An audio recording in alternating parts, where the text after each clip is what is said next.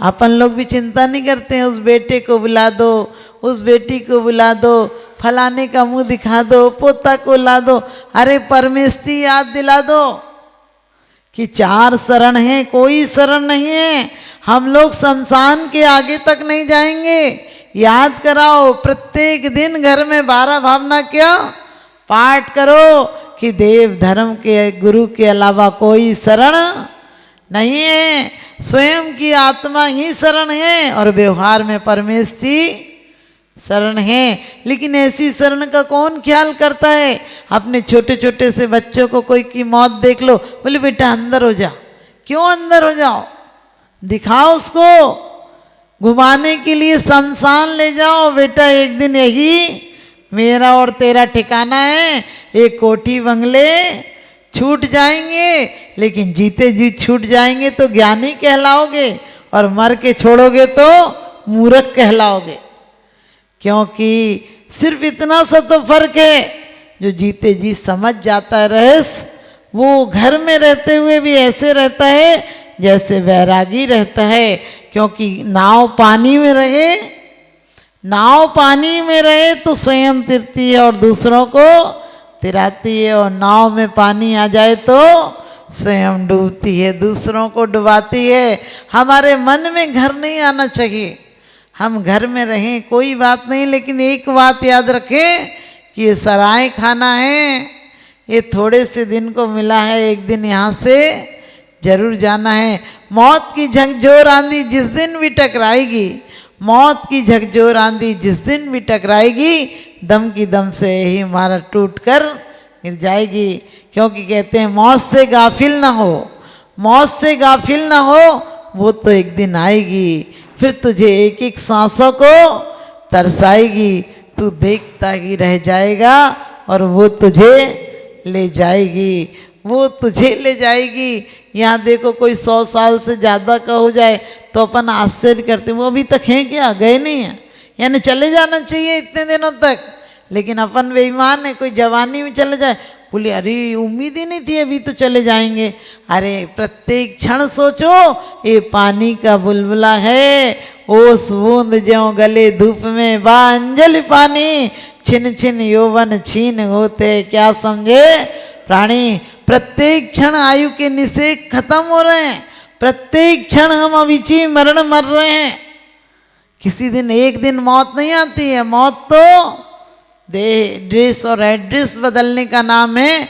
मौत तो प्रत्येक क्षण आती है, लेकिन जो प्रत्येक क्षण याद रखता है मौत को, वो अमर जीवन को पाता है। तो आप सब भी वो जीवन पाएं जो कि मौत के पार भी हमारे साथ जाता है, वो जीवन पाएं, वो संपत्ति पाएं। कौन सी? समता की संपत्ति पाएं और संयम की चाबी से 5 समिति, 3 गुप्ती, 5 महाव्रत हमारे पास होंगे, ये हमारे साथी होंगे तो मौत मारेगी नहीं, बल्कि मौत मर जाएगी। तो हम चत्तारी शरण को अपनाएंगे, 4 चीज़ों को ही हम उत्तम मानेंगे। आज तक कोई कह दे कि वो साधु हो गए, सामायिक करते किसी को खबर नहीं होगी। और यदि उनके यहाँ धन संपत्ति हो जाए, सब लोग बहुत पुण्य, बहुत पुण्य। लेकिन कहा है मुनि सकल व्रती बड़भागी, बड़भागी आप लोगों को नहीं कहा है, चक्रवर्ती को भी बड़भागी नहीं कहा है, पुण्य का भागी तो कहा है, लेकिन बड़भागी नहीं कहा है। जो सकल व्रती हैं वही बड़भागी हैं। तो आप सब भी बड़भागी बनेंगे और उसके पहले देश संयमी जरूर बनेंगे। अपने जीवन में समता लाओ। घर में कुछ भी लड़ाई किस बात की होती है? मैं और मेरा, मेरे बच्चे क्या करेंगे? अरे क्या करेंगे? बच्चों को वो संस्कार दो। आज हर एकाकी परिवार हो गया। आज भी यदि घरों में बच्चे ज्वाइंट फैमिली में रहेंगे, संयुक्त परिवार में रहेंगे, तो बच्चे प्रेमी होंगे और प्रेम बांटेंगे। तो एक दिन जो पिता को प्यार कर सकता है, वही परम पिता को भी प्यार कर सकता है। तो आपके जीवन में खुशहाली हो, आपका जीवन सुंदर बने। क्योंकि सत्य हिंसा के दीप जलाती रहे जिंदगी, सत्य हिंसा के दीप जलाती रहे जिंदगी, और आपको भी सुपथ पर चलाती रहे जिंदगी। हर बार मौत आती है आपके घर, लेकिन एक बार ऐसी मौत आए कि आपकी भी जिंदगी में दिवाली मनाती रहे जिंदगी। एक बार भले अमावस को आए, लेकिन महावीर जैसी मौत आए तो हमारा निर्वाण हो जाए और हमारी सही दिवाली हो जाए। इन्हीं शुभ भावनाओं के साथ बोलिए आदिनाथ भगवान की। पंछी कहते हैं गगन बदला है, फूल कहते हैं चमन बदला है। हकीकत ये है कि लाश तो वही है, मात्र कफन बदला है, मात्र कफन बदला है। लोग कहते हैं कि संसार बदल गया, दुनिया बदल गई। मैंने कही दुनिया कभी नहीं बदलती है, दुनिया जैसी है वैसी ही रहती है, क्योंकि इंसान के सोच विचार बदलते हैं। आदमी सोचता है कि इससे सुखी, पहले लोग मानते थे यदि धर्म कर लिया तो सुख है, आज लोग मानते पाप कर लिया तो सुखी है। पहले लोग खाता पीता परिवार देखते थे, अब पीता खाता परिवार देखते हैं। पहले लोग धर्म से श्रेष्ठ मानते थे, यदि सभ्य शांत लड़का हो तो उससे अपना जमाई बनाना पसंद करते थे, लेकिन आजकल पीता खाता बिल्कुल वैसा हो तो भी लोग कहते हैं बढ़िया फैमिली है, बिल्कुल फ्रैंक फैमिली है। तो इसीलिए कहा है कि दुनिया में सुख नहीं है। दाम बिना निर्धन दुखी, तृष्णावश धनवान, कबहु न सुख संसार में, सब जग देखो छान।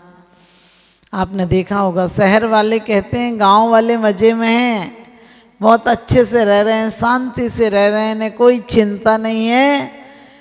और वहाँ ऐसे फूल खिल रहे हैं, ऐसे कमल खिल रहे हैं, ऐसे तालाब है।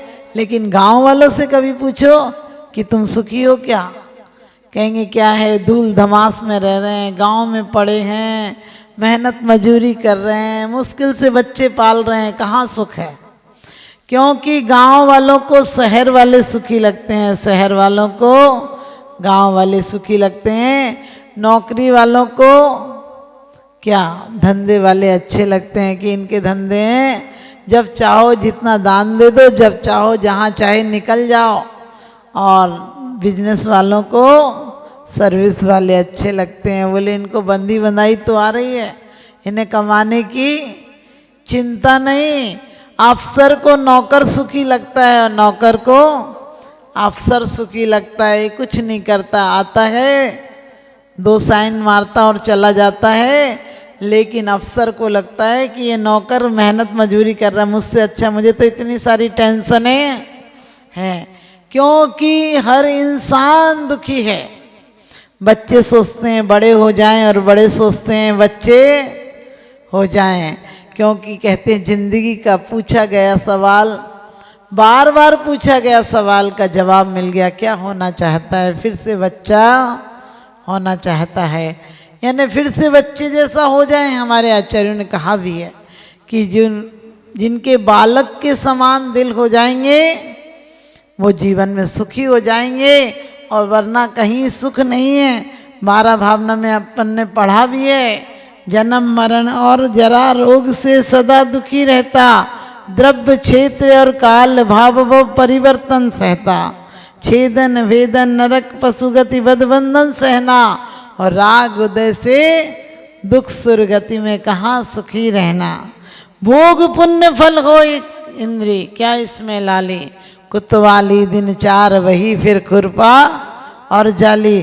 क्या कहे, जन्म मरण और जरा रोग से सदा दुखी रहता।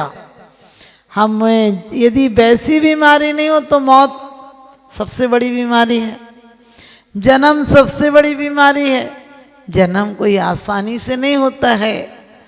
अपन आदिनाथ पूजा में पढ़ते हैं, कठिन कठिन कर निसरो, जैसे निसरे जंती में तार हो।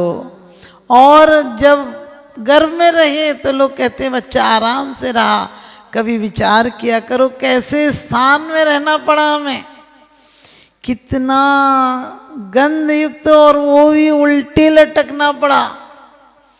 क्या खाने को मिलता था, आज पैर पड़ जाए तो हमें गिलानी आती है, और वही हम खा कर आए हैं।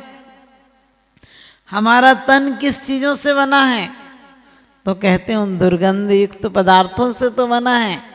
मात पिता रज वीरज मिलकर बनी देह तेरी। तो गर्भ में भी हमने दुख पाए, जन्म के समय भी दुख पाए और बालपन में भी दुख पाए। आदमी एक क्षण शांति से नहीं रहता है। और वैसे रोग आ जाए तो दुख, और रोग नहीं आ जाए तो जन्म जरा और मृत्यु का रोग तो सबसे बड़ा रोग है। इससे बड़ा और रोग क्या होगा?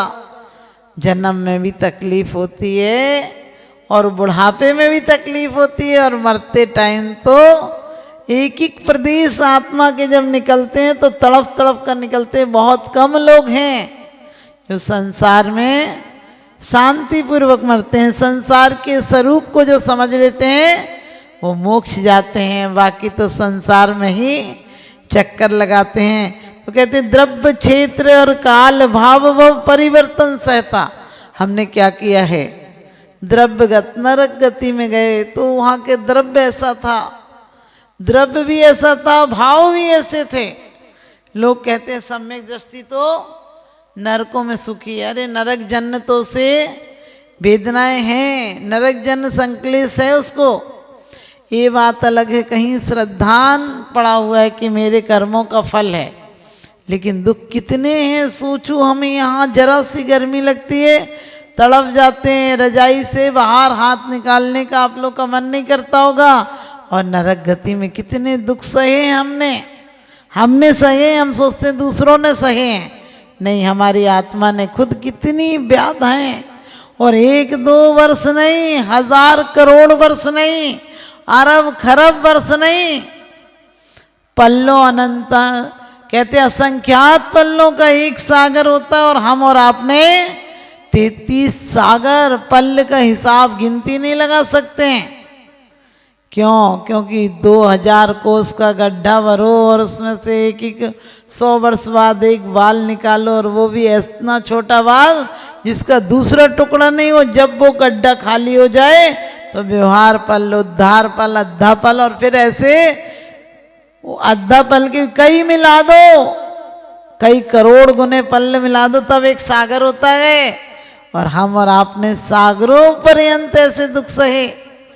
सच बताती हूँ, मैं तो सोच सोच कर भी ना रोना आता है कि इतने दुख अब और आत्मा नहीं सह सकती है। और ना ऐसे अपन को कर्म करने हैं कि दोबारा इन गतियों में जाना पड़े। जिस दिन हमारी रूह कांप जाएगी उस दिन वास्तव में हमारा जीवन बदल जाएगा।